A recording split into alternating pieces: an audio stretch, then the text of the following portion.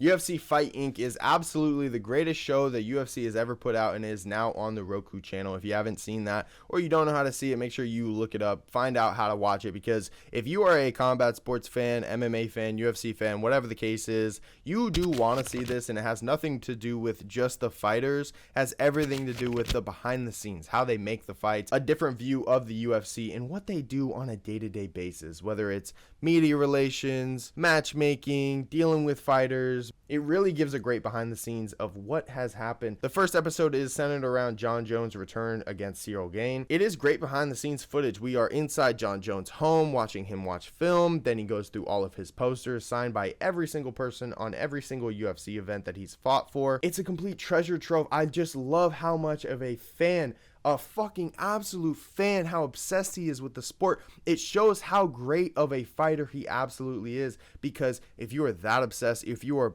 immersed and you engulf yourself in that world so much, you become the student every single day. And at his level, to be able to still be a student, learn, be humble enough to grow and get better, and watch so much film on his opponents really shows you the type of person that Jon Jones is. And I absolutely love that sort of shit. It to me, it's what makes Tom Brady, Peyton Manning. It's the fucking film study. It's the fact that they get to go in there by themselves or with a coach, lock down, really study what your opponent does. It has nothing to do with what you do great, because what you do great is always going to be there in training, but you need to find their holes. You need a game plan, and you need to really play that cerebral game with them, because in fighting, everyone is an athlete. Everyone here at this level is a great fucking fighter. What really separates you at the top of the fucking pack is the IQ, the fight IQ, what to see, why you're doing it,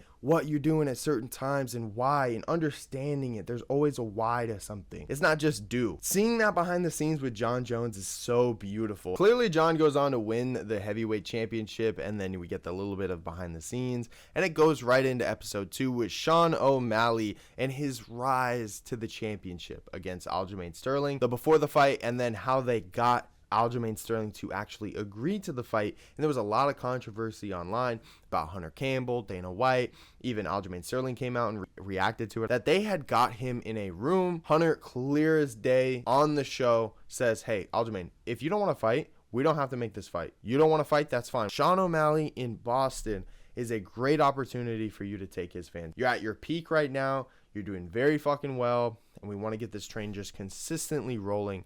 And in my point of view, I understand both. You have this superstar in Sean O'Malley, and you have this great opportunity in Boston, and you really want to capitalize on it, and you really want your champion. And again, this is if I'm the UFC, right? And if I have no bias in this, whether it's Sean or Aljamain winning, at the end of the day, if Aljamain were to have beaten Sean O'Malley in Boston, do you know how much that would have done for him? If Sean O'Malley lost to Aljamain Sterling, and Aljamain Sterling was able to take his championship and defend it again, all that hype, all those fans, in a place that did not like him, but they love Sean O'Malley, that would have done tremendous things for Aljamain Sterling's career. And that has nothing to do with them wanting to get him to lose. All right. Now I understand the quick turnaround. It's a couple months. He's a big 135er. There are a lot of things that is definitely playing against him in this case. And I also understand the other side of it. Sean O'Malley, big superstar, capitalized in Boston. If he wins and beats your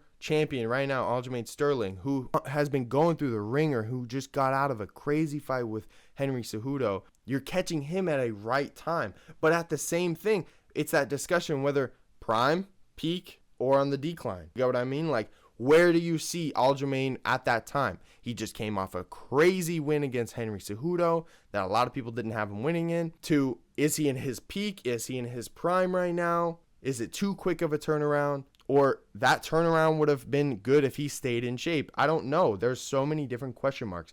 So that's why I say I can see both sides of the argument, both sides of the coin. If I'm Aljamain Sterling, I probably don't take that fight. I definitely talk to my coaches. I wish my manager had said some shit in that video or on the show, because he just sat there quietly and let Aljamain and Hunter have the whole conversation, which I thought was weird.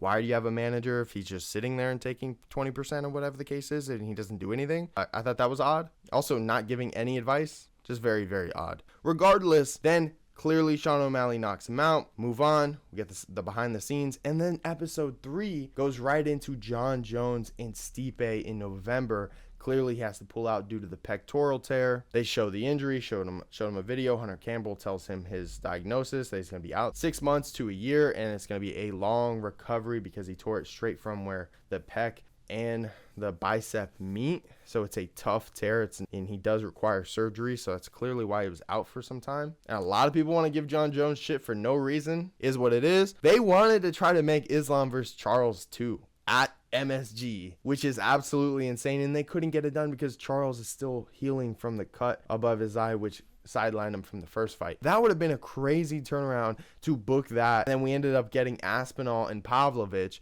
and they didn't even tell Aspinall the truth on Jon Jones' injury, which is kind of understandable. They just said that they're looking for a backup to the backup. With the information that they have, they're kind of feeding them whatever and then kind of getting them ready for then the possibility. And that just begs the question, the 303 bullshit with Conor McGregor and Michael Chandler, and how much the UFC brass has got to be juggling whatever the hell's going on in the background. And I guess hopefully we'll eventually see it on the show. I know that's like a year out from now. So personally, I love the show. I thought it showed a great light in different things that we've not seen behind the scenes, whether it's from Hunter Campbell, their media relations lady who was worried about Sean Strickland going off on Germans, Brazilians, or whatever when he was going into that fight. He started going off on like different cultures. I don't know. That could have been any fight, to be honest with you. Now I mentioned that. Regardless, it is a great show. I cannot wait for more. If you haven't seen it, make sure you check it out on the Roku channel. It's free. I'm excited to see what they're going to end up doing with this Conor and Chandler bullshit, and eventually we'll see it on the show. I'll make another video talking about that. Appreciate y'all, and I'll see you in the next one.